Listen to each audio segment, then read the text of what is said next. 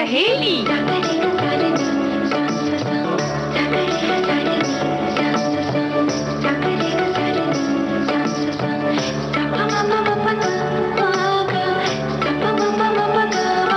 सखी सहेली।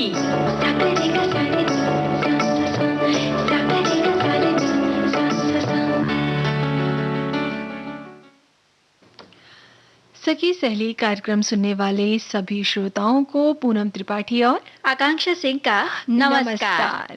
आकांक्षा, आपको भी मेरा नमस्कार।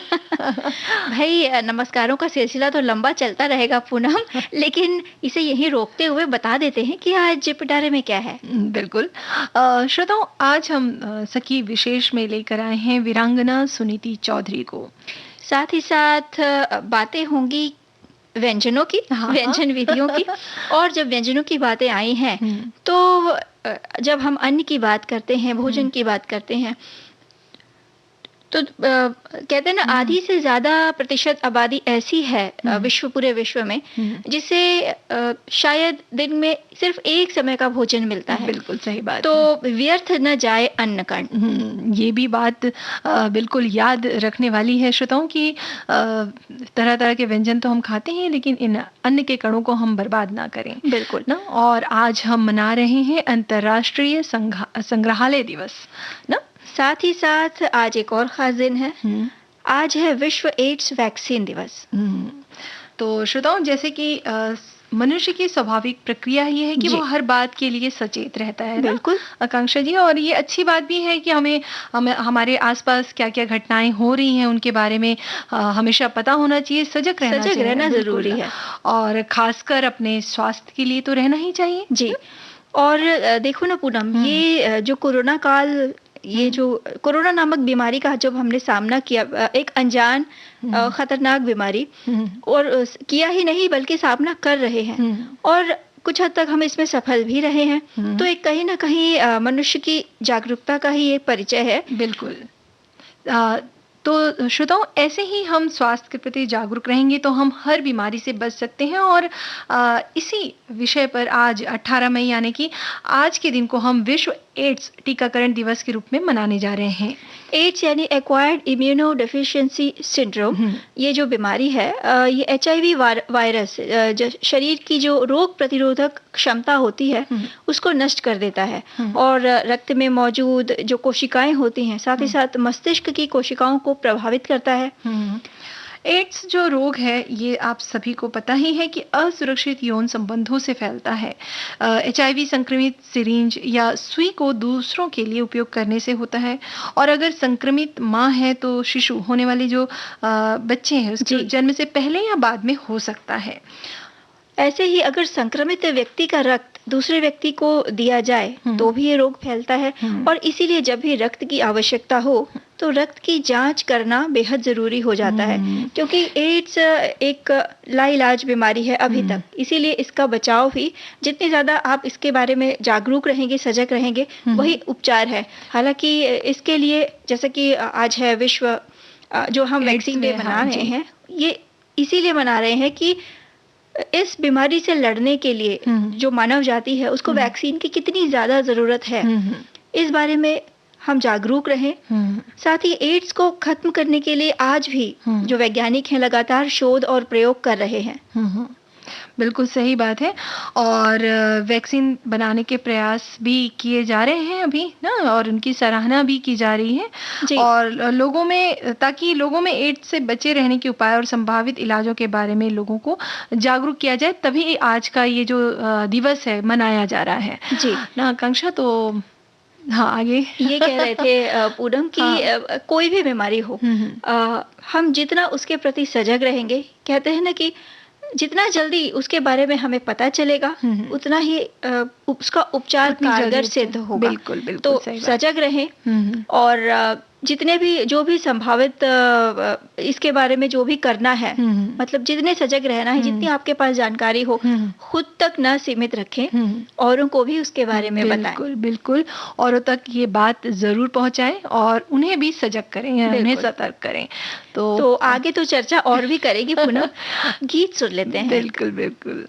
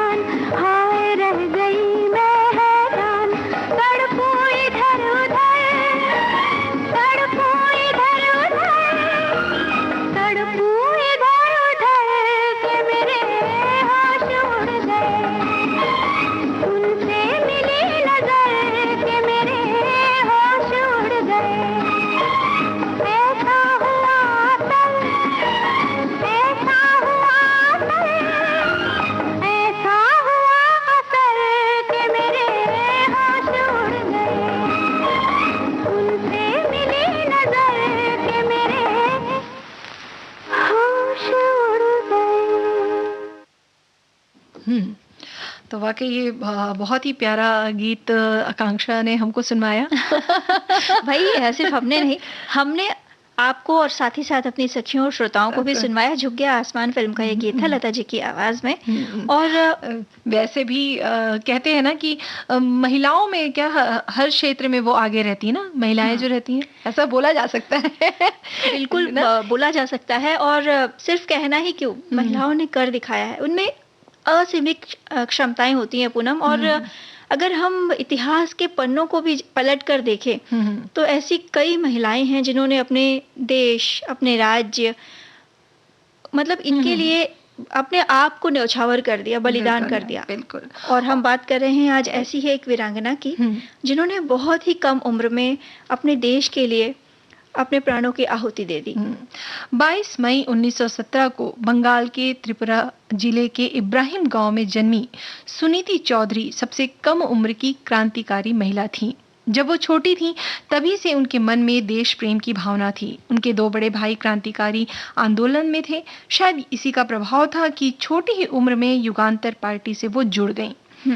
युगांतर पार्टी 1930 में स्वयं निर्मित एक ऐसा गुप्त संगठन था जो भारत की स्वतंत्रता के लिए सशस्त्र आंदोलन कर रहा था, और ये संगठन बंगाल में सक्रिय था। बिल्कुल। वीरांगना सुनीति चौधरी छात्राओं के स्वयंसेवी कोर की कप्तान रही और उनके नेतृत्व करने की क्षमता को देखते हुए कुछ क्रांतिकारी नेताओं का ध्यान उन पर गया। अरविंद घोष, बारिन घोष, उल्लासकर दत्त आदि ये संगठन के प्रमुख नेता थे, जिन्होंने ये जो संगठन था उसके ये प्रमुख थे। जी। तो साल 1930 में जब सविनय अवज्ञा आंदोलन अपने पूरे जोरों पर था, तब नन्ही सुनीति के मन में देश प्रेम की भावना पनप रही थी। आंदोलनकारियों पर ब्रिटिश शासन में पुलिस की क्रूरता को देखकर उनके मन में देश को स्वतंत्र कराने की भावना और प्रबल होने लगी। और वो जो आंदोलनात्मक जो गतिविधियां थी उनमें खुलकर हिस्सा लेने लगी। जब नेताजी सुभाष चंद्र बोस ने विद्यार्थी संगठन को संबोधित किया, तब सुनीति चौधरी लड़कियों की परेड का नेतृत्व कर रही थी। साथ ही युगांतर पार्टी से जुड़ी सुनीति चौधरी और उनके साथी को क्रांतिकारी कार्यों के लिए प्रशिक्षित किया जा रहा था। क्रांतिकारियों को सूचना, कागजात, हथियार और पैसे पहुंचाना, ये सब कार्यों के लिए बहादुर युवतियों के लिए उनका चुनाव किया जाता था। और ये जो इस तरह की जो ट्रेनिंग दी जाती थी उन युवतियों को, तो उसमें उन्हें रिवॉल्वर चलाने के का भी प्रशिक्षण दिया जाता था। और ऐसे समय में उनकी असली चुनौती सामने आई सुनीति की। रिवॉल्वर के बैक किक को संभालना जब होता था तो सुनीति चौधरी की उंगली ट्रिगर तक नहीं पहुंच पाती थी, लेकिन वो हार मानने को तैयार नहीं थी। इसके लिए वो अपनी मध्यमा उंगली का उपयोग करने लगी। और फिर आखिर वो दिन आ ही गया जिसका उन्हें बेसब्री से इंतजार था। पिघला दे जंजीरें,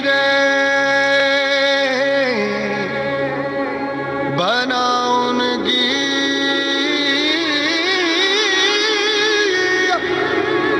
शमशीरें, कर हर मैदान फतेह ओ बंदिया, कर हर मैदान फतेह।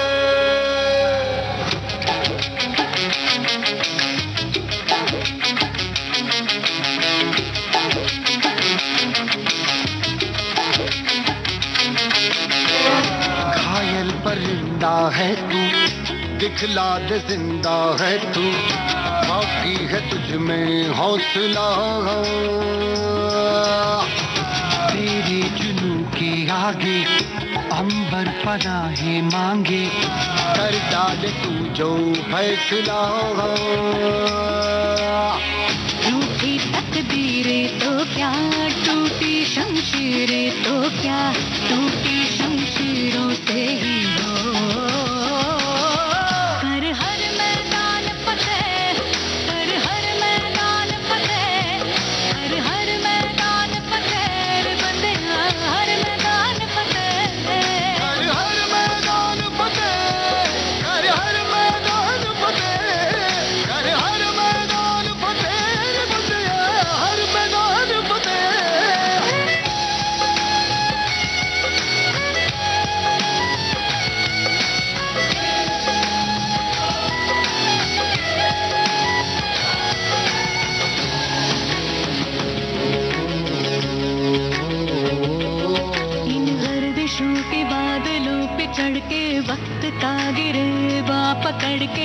पूछना है जीत का पता, जीत का पता। इन मुट्ठियों में चांद तारे भर के, आसमां की हद से गुजर के, हो जा तू भीड़ से जुदा, भीड़ से जुदा, भीड़ से जुदा। कहने को चल रहा है तू, लोहे का चल रहा है तू, टूटी शमशीरों से ही हो।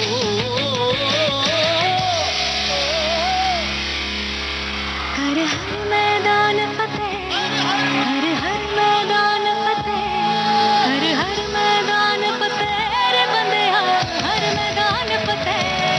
हर हर मैदान फतेह, हर हर मैदान फतेह, हर हर मैदान फतेह। पूनम, हम बात कर रहे हैं वीरांगना सुनीति चौधरी की कि किस तरह उन्होंने क्रांतिकारी आंदोलनों में हिस्सा लेना शुरू किया और किस तरह जो ट्रेनिंग दी गई, जो प्रशिक्षण दिया गया उन्हें रिवॉल्वर चलाने का, अपने जो उस रिवॉल्वर को चलाने में उन्हें जो तकलीफें आ रही थी उस पर उन्होंने किस तरह विजय प्राप्त की।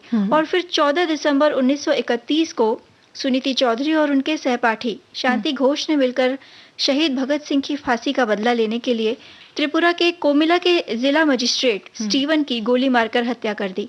इस साहसिक कार्य को देखकर पूरा देश और ब्रिटिश सरकार अचंभित थे। उसके बाद 14 साल की छोटी सी उम्र में उन्हें काला पानी की सजा सुना दी गई। जेल में कई जटिल यातनाएं सहने के बाद भी वीरांगना सुनीति चौधरी स्थिर और शांत रहीं और उन्हें 6 दिसंबर 1939 को जेल से रिहा कर दिया गया। उस समय उनकी आयु लगभग 22 वर्ष की हो चुकी थी।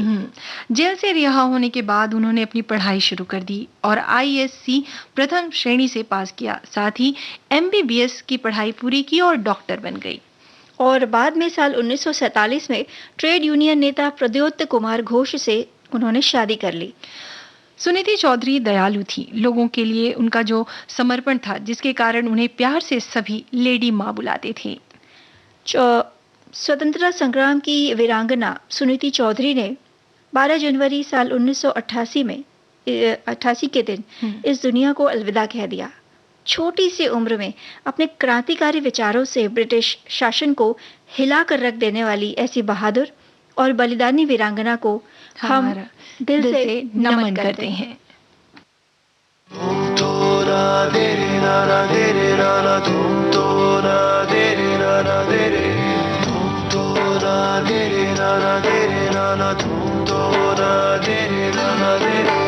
ये हौसला कैसे झुके, ये आरज़ू कैसे रुके, ये हौसला कैसे झुके, ये आरज़ू कैसे रुके। मंजिल मुश्किल तो क्या, धुंधला साहिल तो क्या,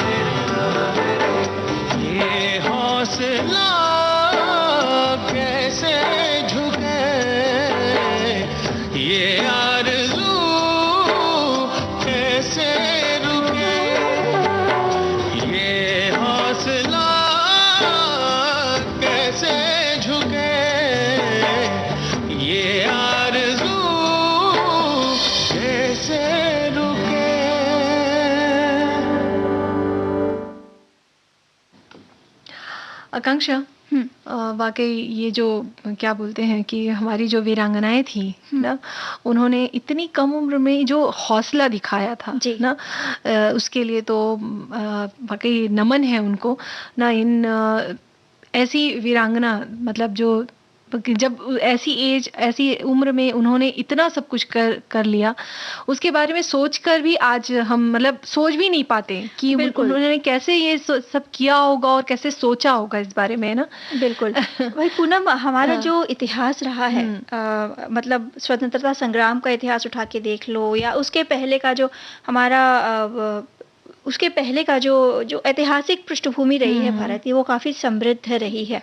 और यही सारी चीजें हैं, जब हम इन लोगों के बारे में पढ़ते हैं, इनसे जुड़ी जो चीजें, जिन चीजों को हम देखते हैं या उनके बारे में सुनते हैं, तो हमारी भारत भूमि का जो समृद्ध इतिहास है, उस पे हमें गर्व होता है।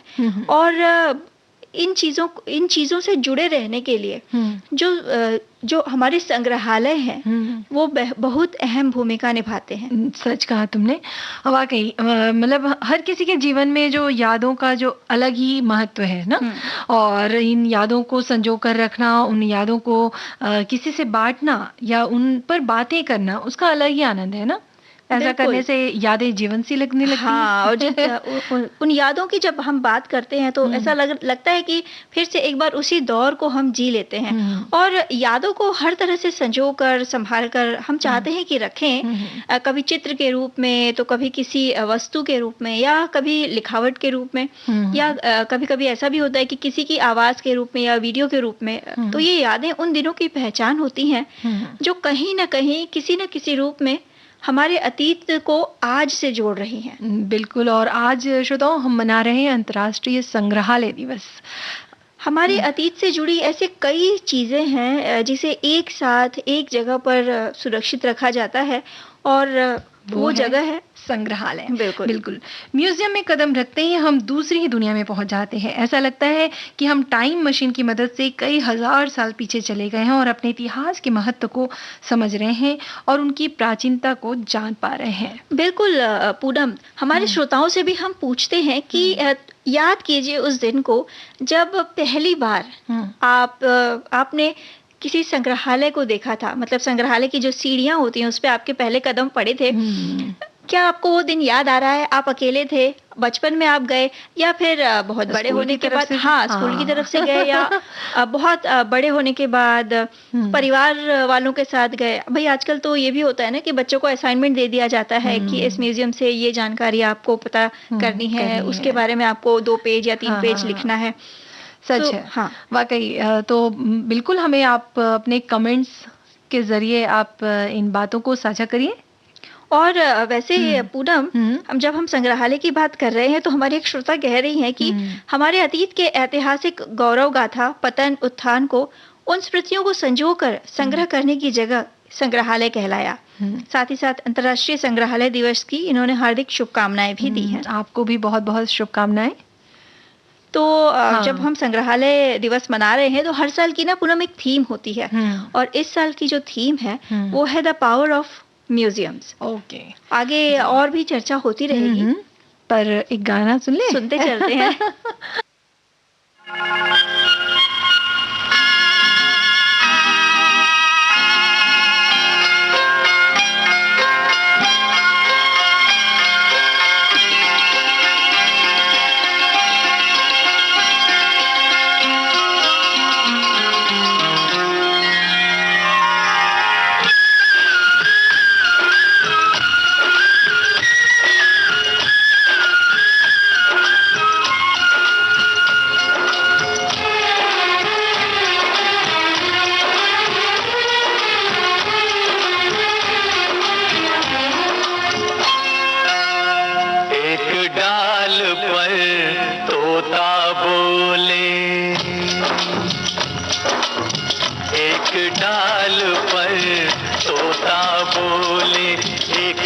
पर मैना दूर दूर बैठे हैं, लेकिन प्यार तो फिर भी है ना। बोलो है ना, है ना, है ना।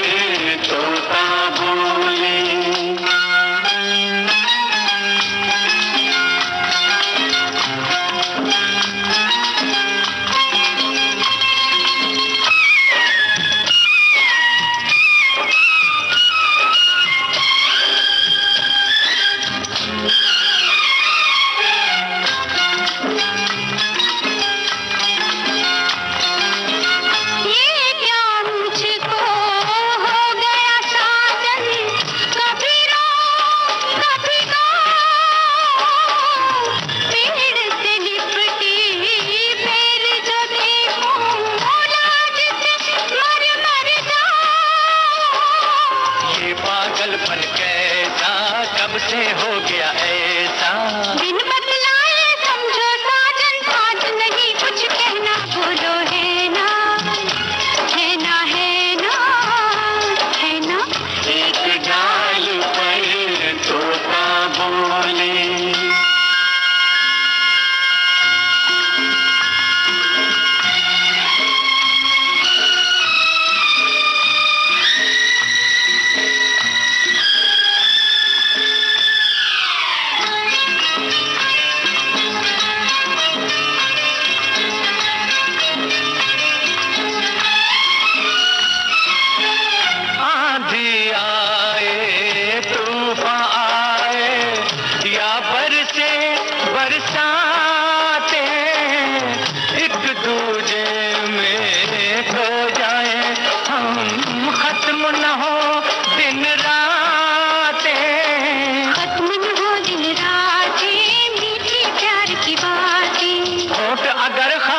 रहे तो बोल उठेंगे नैना, बोलो है ना, है ना, है ना, है ना। एक डाल पर तोता बोले।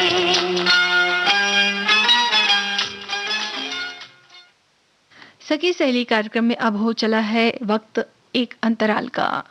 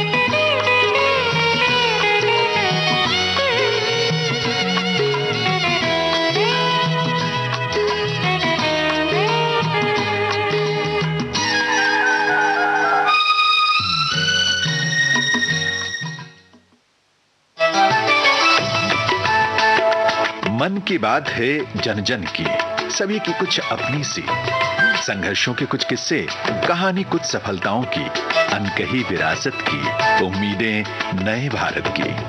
महीने के आखिरी रविवार का रहता है इंतजार, मलयाचल के आंचल से विंध्याचल के आंगन तक, ब्रह्मपुत्र के घाट से हिमालय के विस्तार तक होती है मन की बात प्रधानमंत्री के साथ। तो सुनिए इस महीने 29 मई सुबह 11 बजे मन की बात आकाशवाणी और दूरदर्शन के सभी चैनलों पर। आप भी माननीय प्रधानमंत्री के मन की बात का हिस्सा बन सकते हैं। इसके लिए आप अपने सुझाव 26 मई तक टोल फ्री नंबर 1800-117800 पर रिकॉर्ड कर सकते हैं। नमो ऐप या माईगोव के ओपन फोरम में पोस्ट भी कर सकते हैं या post box number 111 Akashvani Delhi पर भेज सकते हैं। तो याद रखें, रविवार 29 मई सुबह 11 बजे मन की बात। अंतराल के बाद आप सभी का सखी सहेली कार्यक्रम में एक बार फिर स्वागत है। और हम बात कर रहे थे पूनम, आज हम मना रहे हैं अंतर्राष्ट्रीय संग्रहालय दिवस। इस दिन को मनाने की शुरुआत the international council of museum इसने की थी सन 1977 में। और इस दिवस को मनाने का जो मुख्य उद्देश्य यही था कि आम जनता और साथ ही साथ जो छात्र हैं और शोध करने वाले विद्यार्थी, इनको विभिन्न संग्रहालयों में उपलब्ध जो समृद्ध सांस्कृतिक विरासत है उसकी जानकारी मिले। अंतर्राष्ट्रीय संग्रहालय दिवस विशेष महत्व रखता है। सभ्यता और संस्कृति हमारी धरोहर है जिसे संग्रहालय संजोए रखता है। अगर संग्रहालय न होती तो आज सभ्यता और संस्कृति विलुप्त हो जाती। इन संग्रहालय से हमें न केवल अपने इतिहास को जानने का मौका मिलता है बल्कि इनका ज्ञान भी मिलता है। ये एक ऐसी जगह है जहां प्राचीन कलाकृतियां, नक्काशियां, मूर्ति कला, उस समय के वस्त्र, औजार, आभूषण आदि चीजों के इतिहास का भंडार होता है। बिल्कुल, अगर किसी संस्कृति के बारे में या किसी शहर के इतिहास के बारे में, प्राचीन इतिहास के बारे में हमें जानना हो तो वहाँ के संग्रहालय में जाकर हमें भरपूर जानकारी मिल सकती है। बिल्कुल। भारत में ऐसे बहुत से संग्रहालय हैं, लेकिन जो भारतीय संग्रहालय है वो भारत का सर्वश्रेष्ठ और सबसे बड़ा संग्रहालय है, जो कोलकाता में स्थित है, जिसे सिटी ऑफ जॉय भी कहा जाता है। ये दुनिया का 9वां सबसे पुराना संग्रहालय है, जिसकी नींव सन 1814 में रखी गई थी। इसमें प्राचीन वस्तुएं हैं, युद्ध सामग्री है, गहने हैं, कंकाल है, मम्मी है, जीवाश्म है, मुगल चित्र औषधियां हैं, प्राचीन वस्त्र हैं और जीवन की उत्पत्ति से आदि जुड़ी हुई जो दुर्लभ संग्रह है यहाँ पे। बिल्कुल। आज के दिन यानी 18 मई को भारत सरकार द्वारा कई संग्रहालयों में प्रवेश निःशुल्क कर दिया जाता है, खासकर जो विद्यार्थी होते हैं उनके लिए, ताकि उन्हें भी और साथ ही साथ जो आम जन हैं उनको भी इस दिन विशेष रूप से ये जो संग्रहालय है इनका आनंद उठा सकें, अपनी संस्कृति के बारे में जान सकें और साथ ही साथ अपनी सभ्यता को करीब से देख सकें, समझ सकें। तो फिर हम तो यही कहेंगे पूनम कि देर किस बात की, जब भी आपको मौका मिले तो हाँ, अपने शहर में स्थित संग्रहालय को देखने जरूर जाइए और सिर्फ अकेले मत जाइए, साथ ही साथ परिवार को भी ले जाइए। खासकर छोटे बच्चों को अपनी संस्कृति से, अपनी सभ्यता से अवगत कराना बेहद जरूरी है। तो आकांक्षा, पहले गीत सुन ले। हाँ, फिर चलते हैं।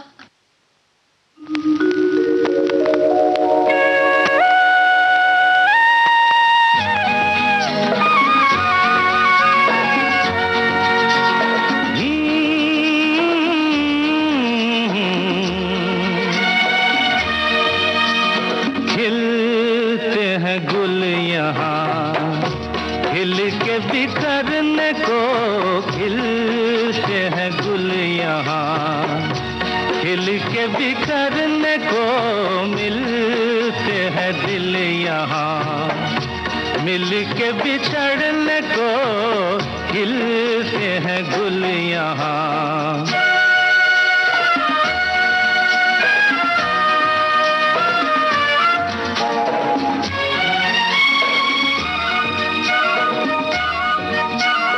कल रहे ना रहे मौसम ये प्यार का, कल रुके ना रुके डोला बहार का, कल रहे ना रहे मौसम ये प्यार का, कल रुके ना रुके डोला बहार का। चार पल मिले जो आज प्यार में गुजार दे, खिलते हैं गुल यहाँ, खिल के बिखरने को खिलते हैं गुल यहाँ।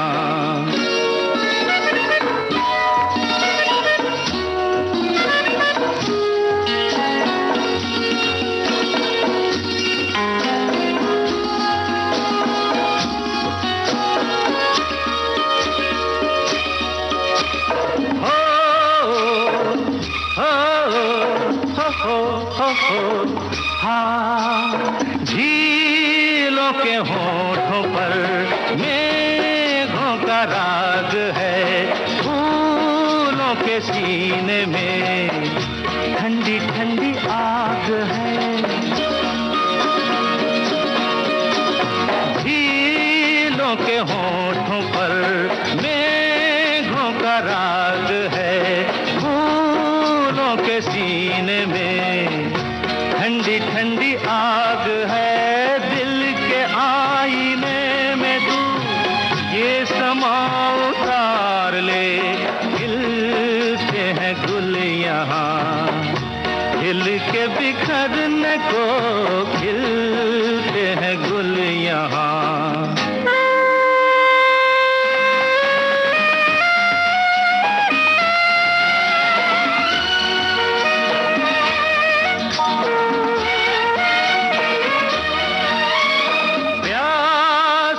दिल सनम प्यासी ये रात है, होठों में तभी तभी कोई मीठी बात है।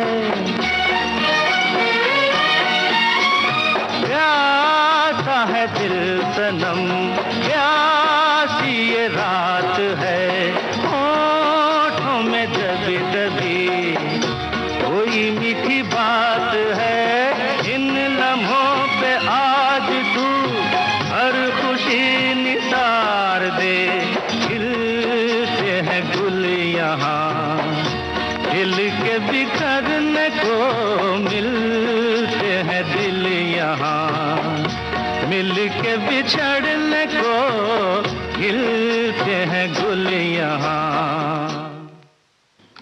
हम लोग संग्रहालयों की बात कर रहे थे पूनम, तो हमारे कई श्रोताओं ने भी कमेंट लिखे हैं कि एक श्रोता का लिख रही हैं कि कलकत्ता में एक बार बच्चों को डॉल म्यूजियम लेकर गए थे। कितना अच्छा लगा था, हर तरह की गुड़िया थी हाथों से बनी हुई। ओके, एक श्रोता लिखते हैं कि मैंने सबसे पहले म्यूजियम जयपुर में city palace, Albert hall museum, Birla museum देखा, जहां पर कि राजा महाराजाओं के कपड़े, युद्ध के दौरान पहने जाने वाले कवच, हथियार, उनके काम में लिए हुए बर्तन और भी बहुत सी पुराने समय की सामग्री देखी। और सबसे आकर्षित करने वाली चीज थी वो थी मम्मी, जो अभी तक बिल्कुल सुरक्षित रखी हुई है, जिसे देखने के लिए देशी विदेशी पर्यटक आते रहते हैं। तो भाई हम तो यही कहेंगे कि मौका मिले तो आप भी किसी संग्रहालय में अपने घूम ही आइए। बिल्कुल, और अपनी सभ्यता और संस्कृति से जुड़े रखना तो बेहद जरूरी है, तभी तो हम अपने इतिहास को समझ पाएंगे। बिल्कुल सही बात है पूनम। और एक और श्रोता है जिन्होंने लिखा है कि संग्रहालय दिवस को मनाने का उद्देश्य लोगों में संग्रहालयों के प्रति जागरूकता फैलाना और उन्हें संग्रहालयों में जाकर अपने इतिहास को जानने के प्रति जागरूक बनाना है। संग्रहालयों में रखी गई वस्तुएं प्रकृति और सांस्कृतिक धरोहर को प्रदर्शित करती हैं और इस दिवस का उद्देश्य विकासशील समाज में संग्रहालयों की भूमिका के प्रति जन जागरूकता को बढ़ाना है। क्या बात है। और आगे अपनी चर्चा को बढ़ाते हुए हम जो बात अब करेंगे आज, चूंकि व्यंजनों की, भाई हम जब भी घूमने जाते हैं तो इस चीज का खास ख्याल रखते हैं कि बैग जो हमारा है उसमें कुछ न कुछ खाने की वस्तु रहे। बिल्कुल, अकेले हो चाहे परिवार के साथ। अरे परिवार और बच्चे रहते हैं तो खाने की चीजें तो रखनी ही पड़ती है। बिल्कुल रखनी पड़ती है। तो व्यंजन विधियों की बात तो करेंगे ही, लेकिन चूंकि बात खाने पीने की हो रही है तो अक्सर ये देखा गया है कि कई बार कई जगहों पर और कई लोग ये चीज करते हैं कि जरूरत से ज्यादा उनकी थाली में होता है।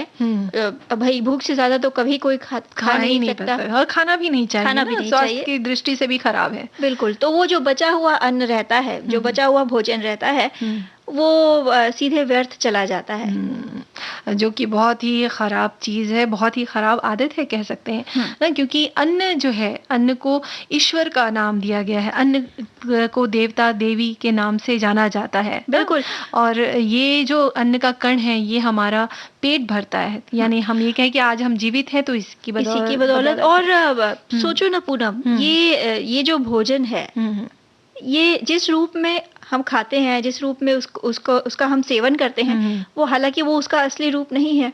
तो अपने असली रूप से हमारी थाली तक पहुंचने के लिए कितने लोगों की मेहनत रहती है उसमें, और कितना परिश्रम रहता है, और साथ ही साथ एक जो समय रहता है, वो समय भी बहुत लगता है। तो वो जो किसान है वो अपने खेत में जब अन्न उगाता है, उसके बाद जब वो हमारे पास आता है, भाई हम भी तो उसी लिए परिश्रम करते हैं ना कि 2 वक्त की जो रोटी जो तो इतने मेहनत से, इतने परिश्रम से जो इस अन्न को हमने जुटाया है, जिसे कमाया है, पाया है, उसे बस 2 मिनट में व्यर्थ कर देने का बताओ क्या अर्थ है। बिल्कुल बिल्कुल सही बात कही आकांक्षा तुमने कि थोड़ा सोचें, हम इस बारे में अपना विचार करें कि जब भी हम शादी में जाएं या बर्थडे पार्टी में जाएं या किसी भी तरह के आयोजन में जाएं तो इतना ही लें जितना हम खा सकें। बिल्कुल। अगर आपको लगता है कि आप बहुत ज्यादा वैरायटी है, बहुत तरह के व्यंजन हैं और आप सबका स्वाद चखना चाहते हैं ना, लेना चाहते हैं, तो आप चीजों को थोड़ा लीजिए, थोड़ी मात्रा में लीजिए ताकि आप सभी व्यंजनों का लुत्फ उठा सकें। भाई कहा भी गया है कि उतना ही ले थाली में, व्यर्थ न जाए नाली में। बिल्कुल। और इन सब ये जो समारोह होते हैं, इसमें अंदाजन ही भोजन सबके लिए बनाया जाता है, तो कंट्रोल तो रहता नहीं है। भोजन बचता जरूर ही है, स्वाभाविक है। तो ऐसे बचे हुए भोजन को नुकसान क्यों करना, व्यर्थ क्यों करना?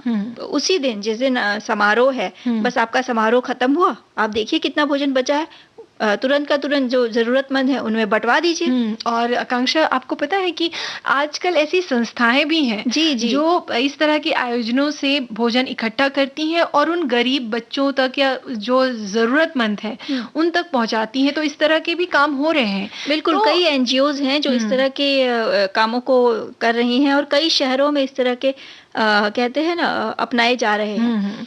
और घर पर जब हम भोजन बनाते हैं तो घर के व्यक्तियों के हिसाब से बनाएं भाई।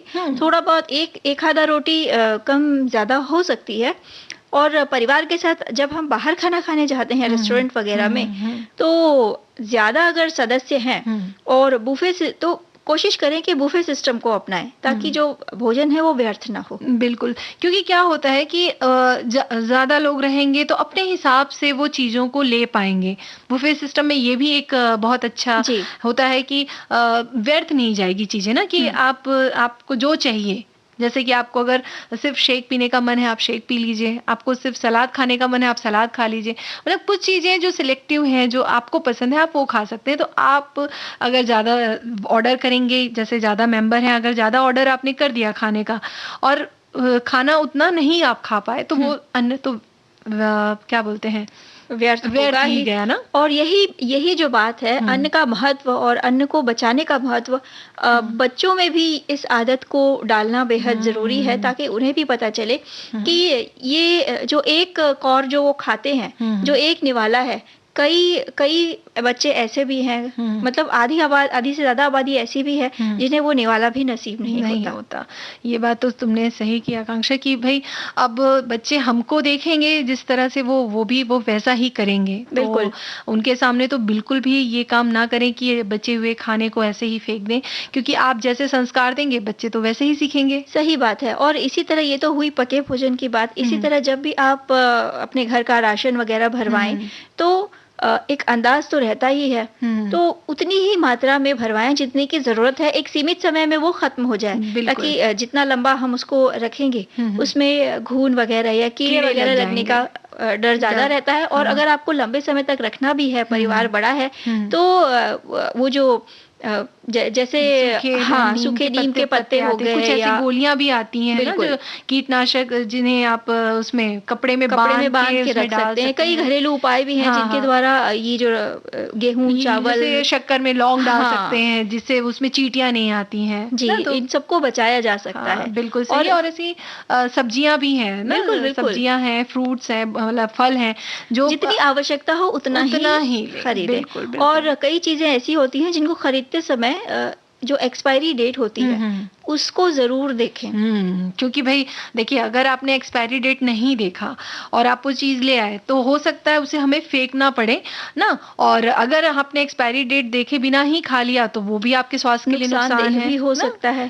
तो भाई अन्न को बचाना, उसका सही तरीके से इस्तेमाल करना एक तरह से नैतिक और सामाजिक जिम्मेदारी भी बनती जा रही है अब, क्योंकि ये संसाधन जो होते हैं पुनः वो सीमित होते हैं और वो सिर्फ हमारे अपने लिए नहीं होते, सभी के लिए होते हैं। तो ये जो सीमित संसाधन है उनका जितनी सही मात्रा में उपयोग किया जाएगा उतना ही मानव जाति के लिए अच्छा है। बिल्कुल। तो आकांक्षा, बातें तो और भी, अरे हाँ, व्यंजन विधियां तो बताएंगे ना हम, लेकिन गीत के बाद। हाँ, अगर साज छेड़ा तराने बनेंगे, अगर साज छेड़ा तराने बनेंगे, तराने बनेंगे, तराने बनेंगे, तराने बने तो, तराने बने तो फसाने बनेंगे।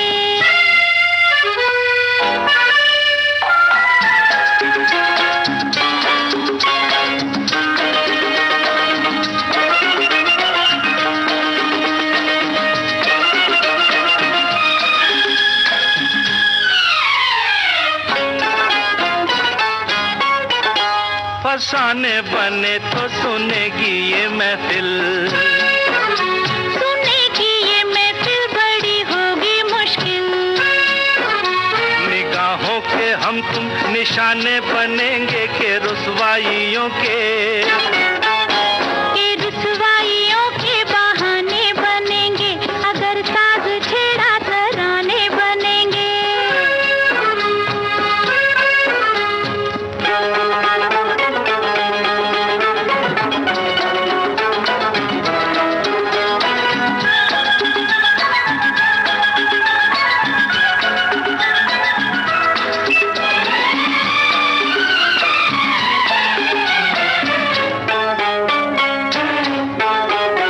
बहानों से फिर तो मुलाकात होगी, यूं ही दिन कटेगा बसर रात होगी। नए दोस्त एक दिन पुराने बनेंगे, मोहब्बत में दो दिल, मोहब्बत में दो दिल दीवाने बनेंगे, अगर साथ छेड़ा तराने बनेंगे।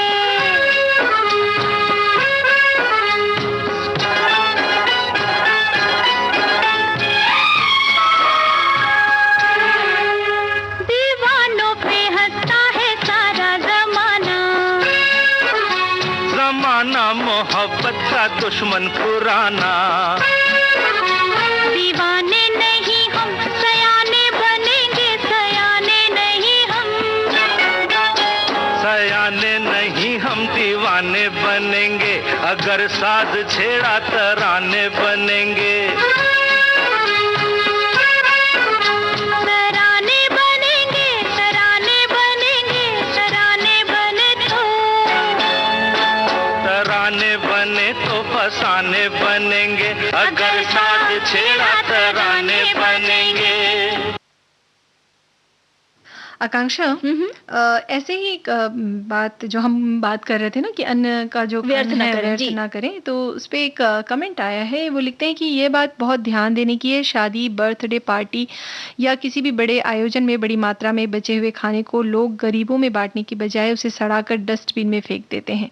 इसके साथ ही रोजाना होटल, ढाबा और रेस्टोरेंट में बनने वाला खाना भी काफी बड़ी मात्रा में बर्बाद कर दिया जाता है। आजकल कुछ संस्थाओं ने इसी बात का ध्यान रखते हुए कुछ ऐसे काम किए जा रहे हैं जिससे बचा हुआ भोजन शादी, पार्टी और होटल से लेकर जरूरतमंद लोगों तक पहुंचते हैं और बहुत ही सराहनीय कार्य कर रहे हैं ये। बिल्कुल। और पूनम, जब अन्न की बात चल रही है तो एक बहुत ही दिल को छूने वाला जो संदेश है, वो एक हमारे श्रोता हैं, कह रहे हैं कि विवाह का समय चल रहा है, किसी बेटी के पिता द्वारा तैयार करवाए हुए भोजन की निंदा ना करें, उतना ही लें जितना खा सकते हैं, थाली में छोड़कर भोजन व्यर्थ ना करें। कोई पिता वर्षों से चटनी रोटी खाता रहा आपको एक दिन पनीर खिलाने के लिए। भाई, बात तो इन्होंने बिल्कुल सही कही है। तो इस बात का हमें सभी को ध्यान रखना है। बिल्कुल बिल्कुल आकांक्षा, ये बात तो सभी को ध्यान रखना ही चाहिए, क्योंकि ये जरूरतमंदों तक तो पहुंचनी ही चाहिए।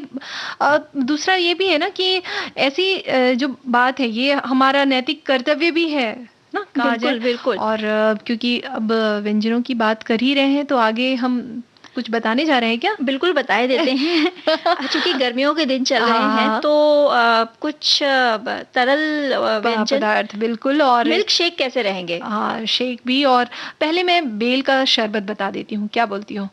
बेल का शरबत तो हम बताएंगे शायद 1-2 दिन पहले हमारे किसी साथी ने बताया भी था। अच्छा अच्छा। आज मिल्क शेक पे रहते हैं ना, अच्छा। तो लीची मिल्क शेक से शुरुआत करते हैं। लीची जो कि अभी आना, हाँ, यही की शुरुआत हो गई है। बिल्कुल बिल्कुल। सामग्री लें, लीची, इलायची पाउडर, शक्कर, ठंडा दूध 1 या 1.5 कप, या जितना आप स्वादानुसार डालना चाहें। लीची को धोकर उसके जो छिलके हैं उसको उतार लें और चाकू से काटकर बीज निकाल दें। ठीक है, फिर मिक्सर में डालकर इसे आपको चला लेना है, शक्कर डालकर पीस लेना है, और फिर इसमें जो ड्राई फ्रूट हैं वो भी आप डाल सकते हैं, साथ ही साथ इलायची डाल दें। और जब ये जो लीची है वो पिस जाए, बारीक हो जाए, फिर उसमें ठंडा दूध डालकर एक बार और मिक्सर चला लें। और जब आप इसे परोसेंगे तो ग्लास में ऊपर से पुदीने की 1 पत्ती भी सजावट के लिए रखी जा सकती है। और बादाम, पिस्ता, हाँ, बादाम, पिस्ता, मतलब सूखे में डाल सकते हैं। बिल्कुल। और ऐसे ही एक शेक है खजूर। और हाँ, एक चीज और बताएंगे। इसमें अगर मिठास के लिए शक्कर की बजाय आप शहद का इस्तेमाल कर सकते हैं, खजूर जो खजूर होती है हाँ, उसका भी इस्तेमाल कर सकते हैं। तो खजूर शेक के बारे में भी बात कर लें, बताइए। इसमें कुछ नहीं करना है आपको, सीडलेस जो जिसमें बीज नहीं होती खजूर वो ले लें, और होगी भी तो आप निकाल लें भाई। हाँ बिल्कुल। और दूध 1 कप ले लें, इलायची पाउडर ले लें। क्या है कि मिक्सी में खजूर डालें और 1/4 इलायची पाउडर डालें, दूध डालकर मिक्स कर लें और बाद में सर्व करते समय या देते समय बर्फ के टुकड़े डाल दें। क्या बात तो है। ये बहुत ही आसान और बहुत ही टेस्टी शेक बन जाएगा। और इन दिनों आम का आम का मौसम भी चल रहा है और बच्चों को सबसे प्रिय होता है मैंगो मिल्क शेक। बिल्कुल। तो तरीका सबका एक ही है कि आम को पीस लें और उसमें जरूरत के अनुसार आप दूध डाल लें, शक्कर डाल लें और उसको अपने हिसाब से, अपने स्वाद के हिसाब से सजाकर बच्चों को देंगे तो वो बड़े चाव से पीते हैं इसको। बिल्कुल। और बहुत ही एक हेल्दी और शेक है, वो है ड्राई फ्रूट।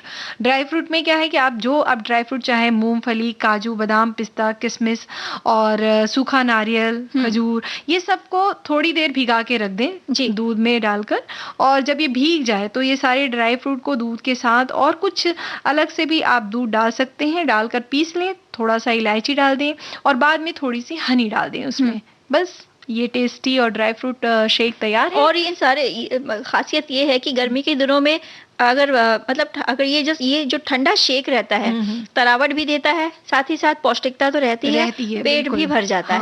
आपको मतलब ऐसा होता है ना गर्मी के समय में कि हमें बहुत ज्यादा कम लग रही है, खाना नहीं खाया जा रहा है, बिल्कुल। तो ये शेक पौष्टिकता तो बढ़ाएगा ही और बच्चों को भी पसंद आएगा, सबको पसंद आएगा। और साथ ही साथ गीत सुन लिया जाए।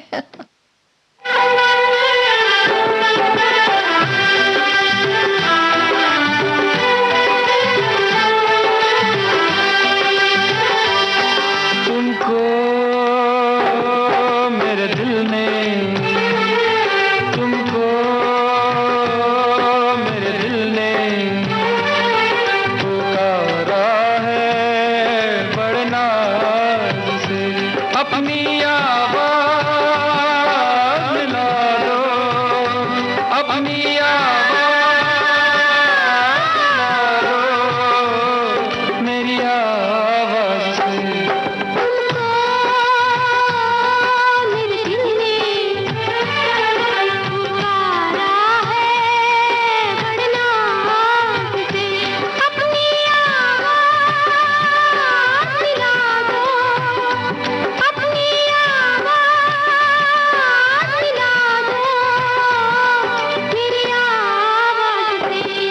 तुमको मेरे दिल ने,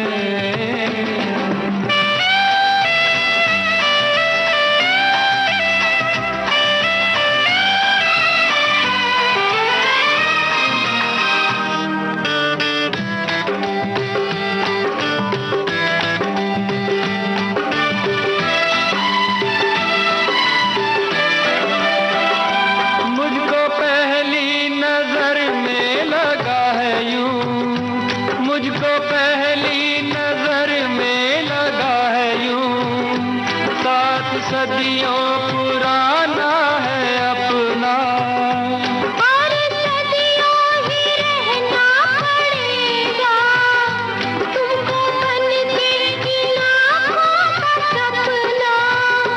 युग युग की कसमें निभा के कदम, इस रग की रग में निभा के कलम, अपनी आवाज़ मिला दो मेरी आवाज़ से। तुमको मेरे दिल ने पुकारा है बड़े नाज से, अपनी आवाज़ मिला दो मेरी आवाज़ से। तुमको मेरे दिल ने।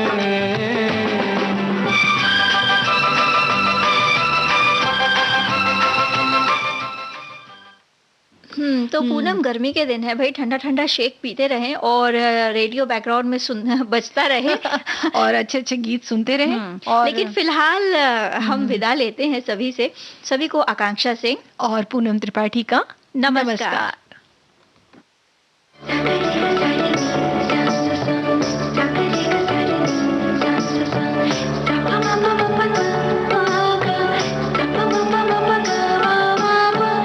सखी सहेली।